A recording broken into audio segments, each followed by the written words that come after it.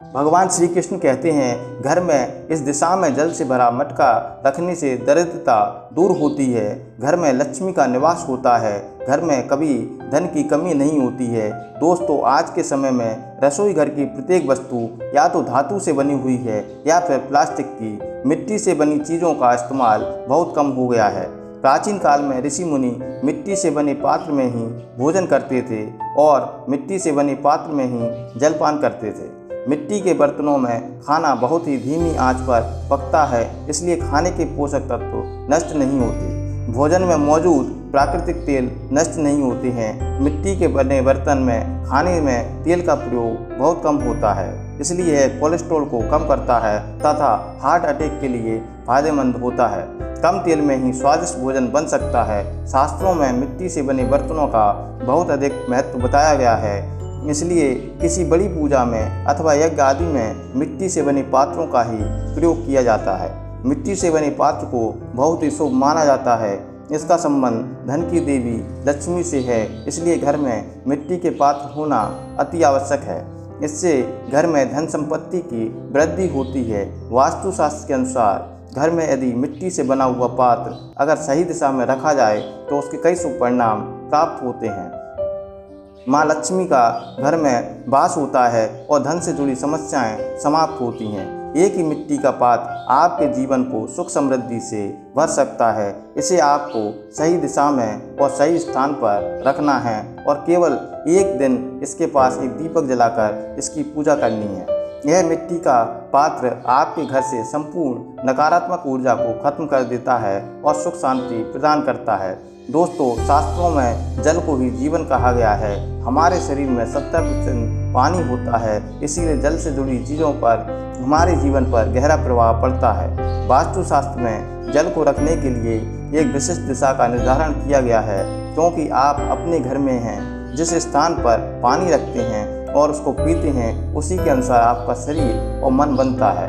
अगर गलत समय पर गलत दिशा पर पानी रखा जाए, उसे पानी को पीने से आपको ऊपर नकारात्मक प्रभाव पड़ने लगता है और इसीलिए आपको घर में पानी रखने समय सही दिशा का ध्यान रखना आवश्यक है।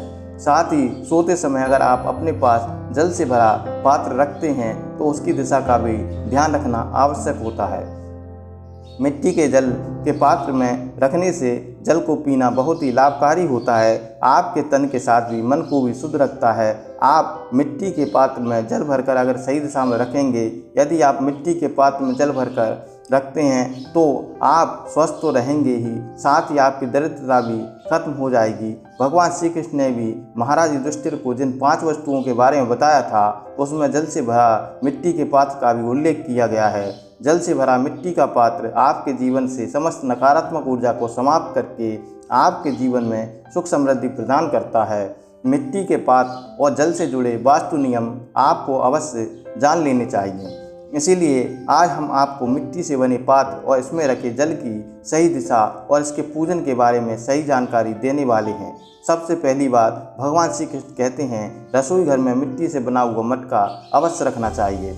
आजकल बाजार में प्लास्टिक के अथवा धातु के कई अलग अलग बर्तन मिलते हैं जो दिखने में बहुत ही सुंदर होते हैं, इसीलिए लोग उन्हीं को प्रयोग करते हैं। लेकिन यदि आप आपके घर में सुख शांति में वृद्धि चाहते हैं तो आपको पानी से भरे मटके को घर में अवश्य रखना चाहिए। इससे जल के साथ पृथ्वी तत्व का मिलान होता है और सकारात्मक ऊर्जा का निर्माण होता है और ऐसे जल को पीने से आपका मन शांत रहता है। मटके का पानी पीने से प्रतिरक्षा प्रणाली को बढ़ावा मिलता है। वहीं प्लास्टिक के बर्तनों में पानी रखने से पानी अशुद्ध हो जाता है। ऐसे में आपको मटके का पानी ही पीना चाहिए।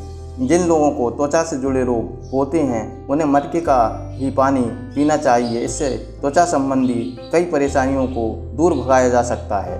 दूसरी बात है जल को रखने की सही दिशा।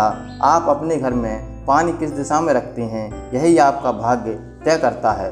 आपके घर में दरिद्रता या अशांति है या सुख समृद्धि है, यह आपके घर में रखे हुए जल की दिशा पर ही निर्भर करता है।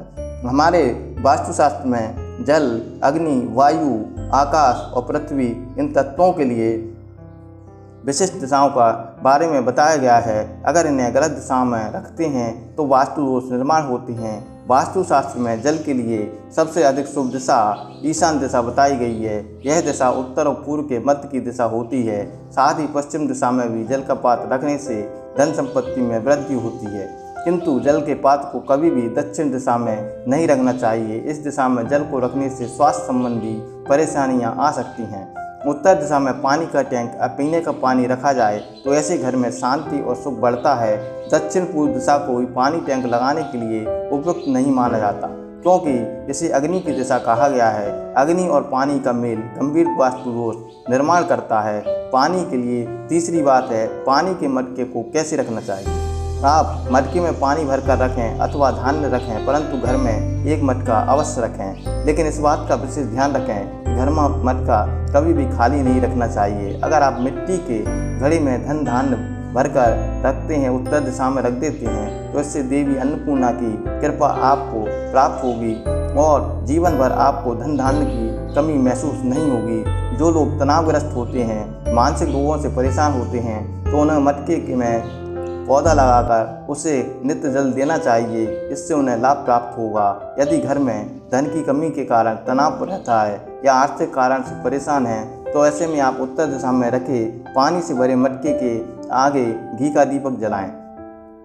ऐसा करने से धन की कमी पूरी होती है। वास्तु में बताया गया है, जिन लोगों को हर समय कोई अनजाना भय सताता रहता है, तो उन्हें अपने घर में पानी से भरा मटका जरूर रखना चाहिए। मटका रखने से वरुण देव की कृपा भी आप पर बनी रहती है। अगर आप किसी नए कार्य की शुरुआत करने जा रहे हैं, तो उस कार्य में सफलता पाने के लिए उस स्थान पर एक गोल आकार का मिट्टी का घड़ा अवश्य रख दें। ऐसा करने से उस कार्य में सफलता मिलने की संभावना कई गुना बढ़ जाती है।